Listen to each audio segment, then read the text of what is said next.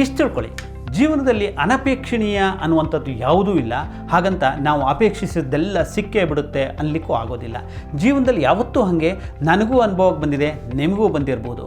ಅನಪೇಕ್ಷಿತ ಅಂತ ಏನು ಕರಿತೀವಲ್ಲ, ಅನ್ಎಕ್ಸ್ಪೆಕ್ಟೆಡ್ ಬರ್ತಾ ಇರ್ತದೆ. ಏನು ಎಕ್ಸ್ಪೆಕ್ಟ್ ಮಾಡ್ತೀವಲ್ಲ ಅದು ಬರೋದೇ ಇಲ್ಲ.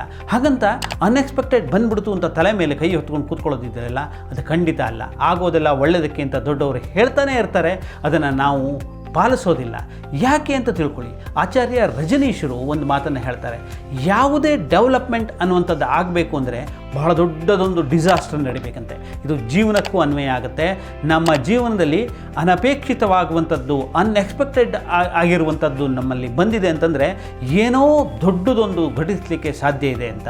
ಹಾಗಾಗಿ ಬಂದದ್ದನ್ನು ಹಾಗಾಗೇ ಎದುರಿಸ್ಕೊಂಡು ಮುಂದೆ ಹೋಗಿ ಅದನ್ನು ಫೇಸ್ ಮಾಡಿ ಅದರಿಂದ ದಕ್ಕದ ಅನುಭವವನ್ನು ಎಂಜಾಯ್ ಮಾಡೋದು ಕಲ್ತಿದ್ದ ದಿನ ನಾವು ದೊಡ್ಡದೊಂದನ್ನು ಸಾಧನೆಗೆ ಅಡಿಗಳನ್ನು ಹಾಕಿರ್ತೀವಿ.